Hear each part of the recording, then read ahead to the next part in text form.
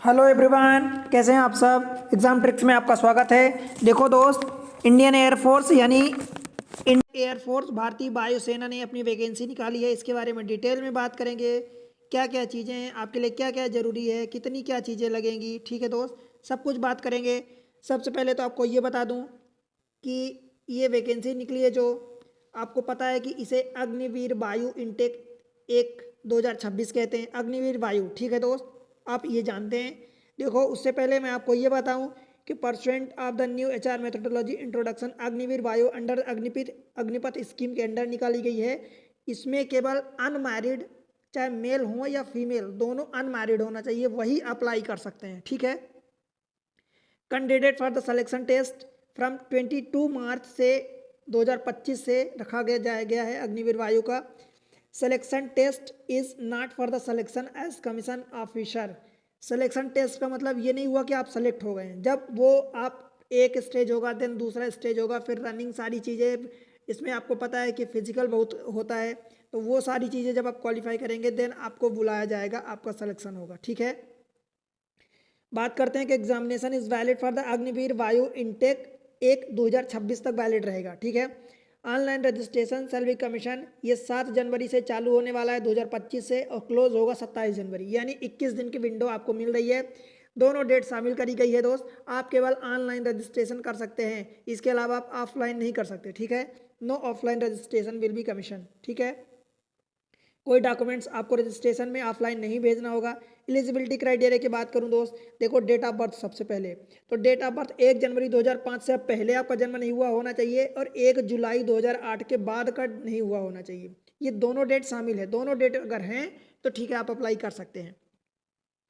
उसके अलावा अपर age limit जो है आपकी 21 साल रखी गई है। ठीक है दोस्त। मैरिटल स्टेटस एंड प्रेगनेंसी की बात करूं तो सीधी सी बात मैं आपको बता दिया हूं दोस्त कि चाहे गर्ल्स हों या बॉयज़ हों, दोनों का मैरिटल स्टेटस अनमैरिड होना चाहिए, बिना शादीशुदा।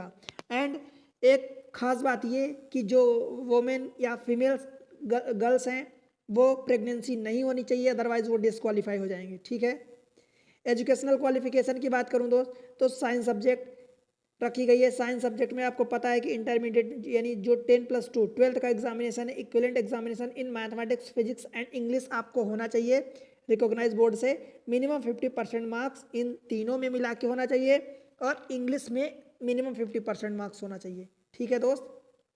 अथवा ये साइंस के लिए हुआ, अथवा अगर आप पास हैं 3 ईयर का डिप्लोमा कोर्स इन इंजीनियरिंग किए हैं, mechanical, electrical, electronics, automobile, computer science, instruction, ये सारी आप देख सकते हैं। मिनिमम 50% वहाँ पर आपके मार्क्स हैं। और इंग्लिश में देखो, सभी में इंग्लिश में मिनिमम 50% बोला है। ठीक है, वो होना चाहिए, और टोटल में 50%। If English is not a main subject in diploma course, तब आपका ठीक है, चल जाएगा। अथवा pass 2 year vocational course with non vocational subject like example physics and mathematics from the recognise board, ये सारी चीज़ हो गई, with minimum 50% marks in aggregate and minimum 50% marks in English.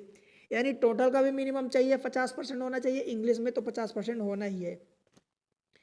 दूसरा कि अगर आप, ये साइंस सब्जेक्ट की बात हुई, अगर आप अदर देन साइंस हैं तो पास इन 10+2 equivalent, minimum 50% marks and total में, और मिनिमम 50% मार्क्स इंग्लिश में। अथवा इसी का मेन एक है pass 2 year vocational course from the recognise educational board, central अथवा स्टेट, यूटी गवर्नमेंट में, मिनिमम 50% एग्रीगेट एंड 50 मार्क्स। देखो, 50% marks and 50 marks in English. ठीक है दोस्त।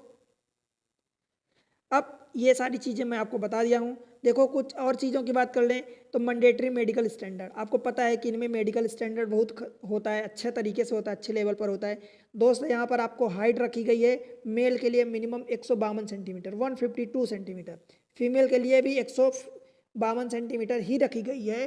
परंतु अगर आप फीमेल नॉर्थ ईस्ट अथवा hilly region, for example Uttarakhand से बिलोंग करते हैं, तो आपकी 147 सेंटीमीटर चलेगी। ठीक है, तो एक्सेप्ट होगी मिनिमम। अगर आप लक्षद्वीप से बिलोंग करते हैं तो आपकी मिनिमम 150 सेंटीमीटर होनी चाहिए। ठीक है दोस्त। इसके अलावा बात करूं तो और भी इंफॉर्मेशन है, काफ़ी सारी चीज़ें इसमें रखी जाती है। आपको पता है कि बहुत सारी चीज़ें आपको यहाँ पर फुलफिल करना होता है क्राइटेरिया में। देखो, वेट के लिए रखा गया है, व्हाट शुड बी, मतलब weight should be proportional to their height, मतलब हाइट के प्रोपोर्शन में ही आपका वेट होना चाहिए। चेस्ट आपका होना चाहिए, देखो, conference should be 77 centimetre and expansion के बाद एटलीस्ट 5 सेंटीमीटर का प्लस हो जाए। ठीक। फीमेल के लिए भी ये रखा गया है, द चेस्ट बाल should be well proportion and should be with minimum range of expansion 5 centimetre का रखा गया। हियरिंग सारी चीज़ें, हियरिंग, डेंटल, ठीक है, general health, gynaecologist examination for female candidate, gender के लिए any candidate if found to be predominant characteristics of the opposite gender as evident on external physical examination will be subjected to unfit। इसका मतलब ये कि जैसे कि कुछ होते हैं जो LGBT कम्युनिटी के होते हैं, अगर वो एक्सटर्नली दिख मेल रहे हैं फिर फीमेल हो गए या फीमेल है मेल, तो वो अनफिट हो जाएंगे। बॉडी में टैटू का रखा गया, देखो खास इंपॉर्टेंट होता है, permanent body tattoo not permitted. अगर आपने परमानेंट बॉडी टैटू है तो वो नहीं चलेगा। However tattoo only in the inner face of the body, मतलब बॉडी के कुछ ऐसे अंदर जगह जो दिखते नहीं है। For arms in side the elbow अथवा रिस्ट के हैं, बैक डोर्सल हैं पार्ट में है, ठीक है, एंड अथवा river side of the palm है, मतलब पाम के रिवर साइड मीन्स जो हथेली होती है उसमें है, राइट। अथवा ट्राइबल के कुछ टैटू जो उनके कस्टम एंड ट्रेडिशन में आते हैं वो चीज़ें चलेंगी। ऑफेंसिव, ऑब्सीन, इनडिसेंट, सेक्सिस्ट, मतलब ऐसे कुछ जो गलत इंडिकेट करते हैं वो सारी चीज़ें नहीं चलेगी टैटू, ठीक है दोस्त। Candidate with permanent body tattoo are subjected to 2 post card size photo, मतलब पासपोर्ट साइज फोटो आपको दो, close up and distant view, ये सारी चीज़ें आपको वहाँ देनी पड़ेगी, ठीक। विजुअल का आप देख सकते हैं कि विजुअल स्टैंडर्ड आपका ये होना चाहिए, राइट दोस्त।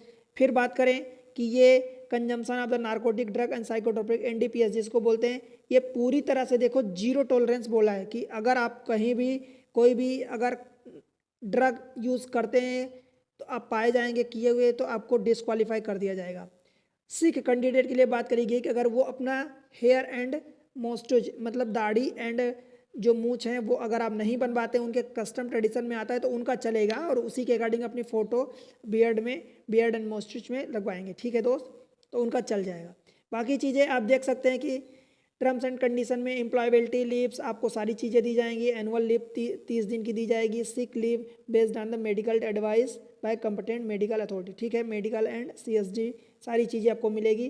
पे स्केल एंड अलाइड बेनिफिट दोस्त अच्छा खासा रहता है, यहाँ पर 30,000 पर मंथ करेगा, और उसके अलावा बाकी सारी चीज़ें दी जाती है। In addition risk hardship allowance, ठीक है, ड्रेस ट्रेवल अलाउंस बिल भी सब कुछ दिया जाएगा। Perks such as ration, clothing, accommodation and leave travel concession सारी चीज़ें आपको मिल जाएगी, ठीक है।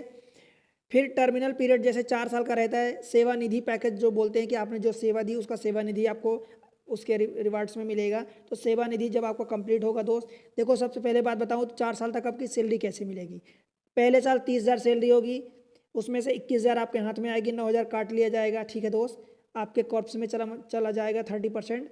वही 9,000 जो आपका काटा जाएगा सेम 9,000 रुपये गवर्नमेंट देगी। फिर सेकेंड ईयर 33,000 रुपये सैलरी मिलेगी, 23,000 आपके हाथ में आएगा, 9,900 काट लिया जाएगा, 9,900 गवर्नमेंट दे देगी। फिर तीसरे साल 36,500 मिलेगा, 25,550 रुपये आपके हाथ में आएगा।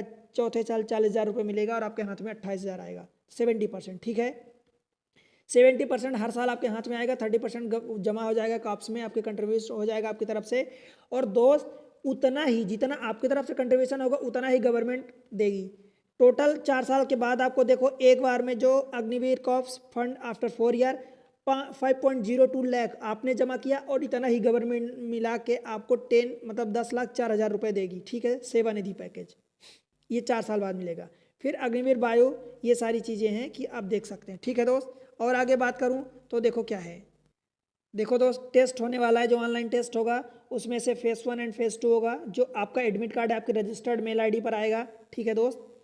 साइंस सब्जेक्ट के लिए जैसा कि आपको पता है कि साइंस नॉन साइंस में अलग अलग क्राइटेरिया था, तो साइंस सब्जेक्ट में आपका 60 मिनट का टेस्ट होगा, जिसमें से फिजिक्स, मैथमेटिक्स एंड इंग्लिश होगी 10+2 यानी 12th लेवल की। Other than science subject the total duration of the time 45 minute का होगा, जिसमें से आपका इंग्लिश 10+2 लेवल की होगी, और उसके अलावा रीजनिंग एंड जनरल अवेयरनेस पूछी जाएगी। Science subject other than science subject देखो टोटल ड्यूरेशन आपका 85 मिनट्स का होगा, शैल बी कंप्राइज, जिसमें से फिजिक्स, मैथमेटिक्स एंड इंग्लिश होगी 10+2 लेवल की, and reasoning and general awareness होगा, ठीक है। फिर उसके अलावा मार्किंग पैटर्न जो होगा 1 नंबर 1 क्वेश्चन का मिलेगा, और आप अटेम्प्ट नहीं करोगे तो उसके कोई नंबर नहीं कटेंगे। हाँ, गलत करोगे तो 1/4 यानी 0.25 मार्क्स ईच रॉन्ग आंसर के कटेंगे, ठीक है दोस्त।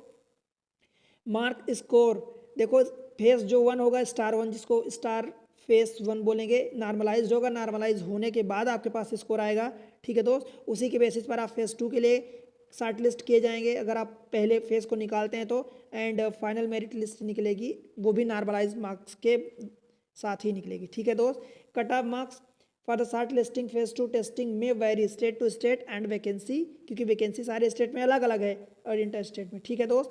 अब देखो आगे, candidate are qualify in each paper individually in the science subject and other than science subject with normalise marks, ठीक है, नॉर्मलाइज मार्क्स आपके आएंगे, राइट। फेज़ 2 में देखो soon after the declaration of the result, जैसे फेज़ 1 आएगा फिर admit card आएगा आपकी रजिस्टर्ड मेल आईडी पर आएगा दोस्त, ठीक है। उसके अलावा आपको और क्या क्या ले जाना है, देखो कलर प्रिंट आउट फेज़ 2 का एडमिट कार्ड होना चाहिए, कलर उसका, फिर colour print out daily field with download आप उसको करोगे, कंप्लीशन ऑनलाइन रजिस्ट्रेशन जो रहेगा वो, HB pencil, eraser, sharpener, glue sticks, stapler, black and blue ball point pen आपको ले जाना होगा। मतलब ये सारी चीज़ें इस बार आप समझो कि सेकेंड जो पेपर होगा फेज़ 2 का वो ऑफलाइन होगा। 8 कॉपी ऑफ द, ये सारी चीज़ें आप देख सकते हैं दोस्त कि ये चीज़ें आपको लगने वाली है, ठीक है। आप रीड करना क्या क्या लगेगा, राइट। उसके अलावा फिर आगे बढ़ते हैं तो आगे फिर आपका क्या होने वाला है, देखो फिर आपका फिजिकल होगा, और फिजिकल में क्या होगा दोस्त, देखो फिजिकल एफिशिएंसी टेस्ट होगा, उसमें से आपका जो होगा PFT यानी फिजिकल फिटनेस टेस्ट 1 होगा और 2 होगा, मतलब फर्स्ट एंड सेकेंड होगा। फर्स्ट में 1.6 किलोमीटर आपको दौड़ना होगा, जो कि 7 मिनट में दौड़ना होगा मेल को और 8 मिनट फीमेल को मिलेंगे। फिर जो फिजिकल फिटनेस टेस्ट सेकेंड होगा दोस्त, उसमें से मेल फीमेल के लिए ये देखो अलग अलग रखा गया है। 10 पुशअप 1 मिनट में मेल के लिए है, 10 सिटअप 1 मिनट, 20 स्क्वाट 1 मिनट, ये मेल के लिए है। फीमेल के लिए 10 सिटअप जो है 1 मिनट 30 सेकंड यानी 30 सेकंड ज़्यादा दिया गया है, आधा मिनट। 15 स्क्वाट माना गया है 1 मिनट में, ठीक है दोस्त। तो ये चीज़ें आप देख सकते हो, ठीक। एडाप्टेबिलिटी 1 2, ये मेडिकल स्टैंडर्ड आपको लगेगा, आपको पता है कि यहाँ पर मेडिकल स्टैंडर्ड थोड़ा सा टफ ही होता है, खतरनाक होता है। अप्लाई कैसे करोगे दोस्त, candidate are to fill online application, देखो यहाँ पर आप जाओ अग्निपथ.वायु.cdac.in पर, यहाँ पर आपको जाके क्या करना होगा, सबसे पहले तो आपको रजिस्ट्रेशन करना होगा। 10th क्लास की आपको डॉक्यूमेंट्स क्या क्या लगेगा, 10th क्लास की मार्कशीट जिसको मैट्रिकुलेशन पास सर्टिफिकेट कहते हैं, फिर आप डोमिसाइल जहाँ के हैं वहाँ से अप्लाई कर रहे हैं तो वो चीज़ें लगेगी, एंड 10+2 मार्कशीट लगेगी, ठीक है। अथवा ये 3 ईयर का जो भी डिग्री डिप्लोमा, मतलब जिस भी एलिजिबिलिटी आपकी जो है वो चीज़ें लगेंगी, ठीक है दोस्त।